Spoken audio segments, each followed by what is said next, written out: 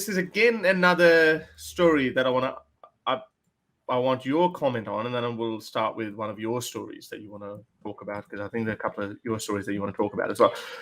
Poland is an enigma, and a lot of people who are concerned about Islam, and that includes not anti-Muslim bigots, but also some genuine non-anti-Muslim bigots as well, which all of us get accused of Islamophobes anyway. So, but if we drill it further down, we know that there are genuine critics of Islam and then there are genuine anti-Muslim bigots. For example, when they see China demolishing mosques or breaching human rights of Uyghur Muslims, a lot of these people say, yeah, well done, China, do more of that. So those are genuine anti-Muslim bigots, but we criticize that because we obviously, to us, human rights are at the top, and no matter whose human rights they are. Okay, so Poland is another enigma in the Western world, so to speak, even though it's a part of Eastern Europe.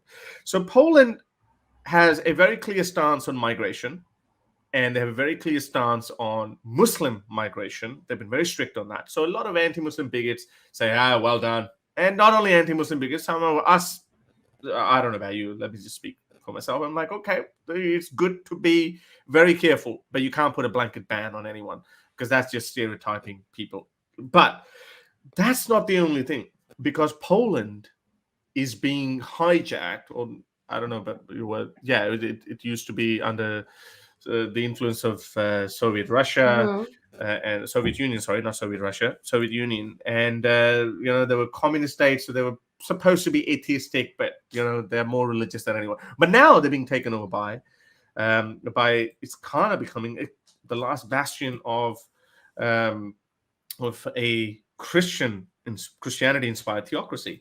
Have a look at this one. So, where is it? Read a pledge. Sorry. Okay. So Polish activists protest after woman's death in wake of a strict abortion law. So if you remember, last year or the year before, Poland introduced, they doubled down on anti-abortion laws, which obviously is inspired by Christian fanatics, I would say. A Polish hospital has said that doctors and midwives did everything they could to save the lives of a pregnant woman and her fetus, in a case that has put the spotlight on the country's new stricter abortion law. The 30-year-old woman died of septic shock in her 22nd week of pregnancy. Doctors did not perform an abortion. So that's what critics are saying. Doctors did not perform an abortion, even though her fetus was lacking amniotic fluid, according to a lawyer for the family. Reproductive rights activists say she's the first person to die as a result of recent restriction of Poland's abortion laws. So the woman, identified only as Isabella, died in September, but her case was made public on Friday, triggering anger among some Poles and protests in Warsaw. And elsewhere on Monday evening, people lit candles for her in an evening vigil. So how do you see this? Because on one hand, and I made this video last week about how Hindu nationalists, Hindu fanatics, were mad at this TV, I can't remember, Fabulous India, I think. I can't remember the name of the, not Dabur, I think it was some brand, that they showed a same-sex couple, female, two lesbians, featured in what is otherwise supposed to be a religious tradition where a wife looks through her little chalani, whatever that thing is called, and she looks at her husband through it, the moon and her. But it's like a see-through sieve for people that don't understand that. Yeah, it's a see-through sieve. So she looks through the moon and she looks at her lesbian wife. So there was an uproar, and then we hear from these Hindu nationalists that Hindu nationalists, in Hinduism, there's no homophobia. This was brought to us by the British and the Muslims. Again, my point is that everywhere we look at, the right-wing fanatics behave the same everywhere in the world. They're always homophobic. They're always xenophobic. And for things like abortion, they're always on the same line. So here, they're being accused, because of the strict anti-abortion laws, a woman died. How do you see this?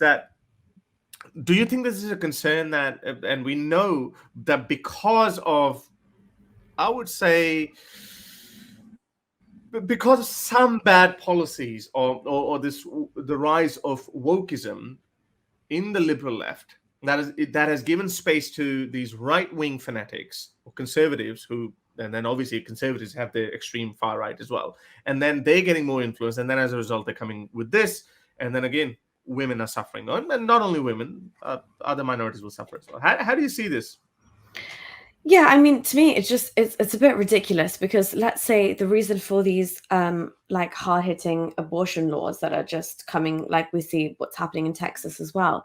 It's like your argument, your basis is pro-life, but here a woman's life was lost because she was not able to have the abortion. So are you really pro-life when the woman is dispensable at the expense of a fetus growing inside you, which honestly does not even like actually have a beating heart up until what the UK, the global laws are for, like there's definitely a time limit. So I think I don't know how many weeks it is. I think it's maybe 10 22 weeks. 22 weeks. Oh, 22 sorry. in this case. No, in this case it was She 22. was, Sorry. oh, Yeah. okay, yeah. But I think you are allowed to have an abortion up to 10 weeks.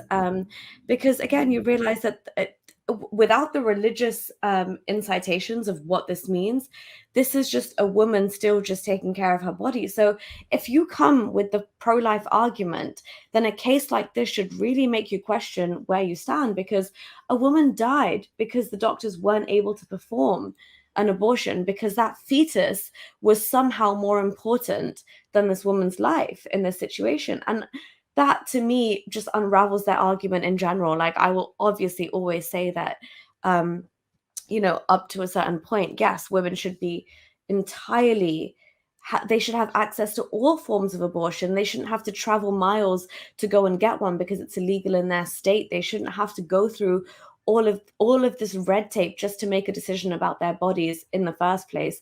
It's absolutely ridiculous. And it still comes back to the whole point about men policing women and their bodies. And I'm very much, whether you want to call me like a staunch feminist for this or not, but I'm very much of the opinion that if you don't have a uterus, you don't have a right to comment on this issue. This is just something that women need to deal with themselves, and men should not have the right to police it or legislate on when and how we should be able to have access to doing something to our own body. Obviously, there have to be like certain laws in place. You can't have an abortion after a certain point because it's not going to be healthy for either the child and the mother, and it's honestly not fair on the fetus at that point. But up to a certain extent, what America is doing, what we're seeing in a first world country with the Christian far right, is just absolutely like shocking. The fact that this legislation is getting passed, and women, I watched a documentary where women are actually having to travel so far that people were starting to just give birth to babies and put them in dumpsters, because that becomes a more viable solution than trying to get access to something which should inherently be legal wherever you are. We see it's just like any other problem. It just goes underground if you ban it. And underground is never a good thing, because the means to access those things are always, way more sinister than they are if they could be medically, for example, in this case, like effectively managed and given medically. Like, I mean, in the UK, for example, coming back from the Middle East, I was stunned at the fact that I could go into the pharmacy and ask for a morning after pill or get an abortion without having any judgments. I just didn't think this was a concept accessible to women, because I'd come from such oppressed societies where my only option was, if I was ever in that situation, I would be shunned. I would have to get the next plane out. I would be in the worst situation. I couldn't depend on my family. I couldn't depend on anybody.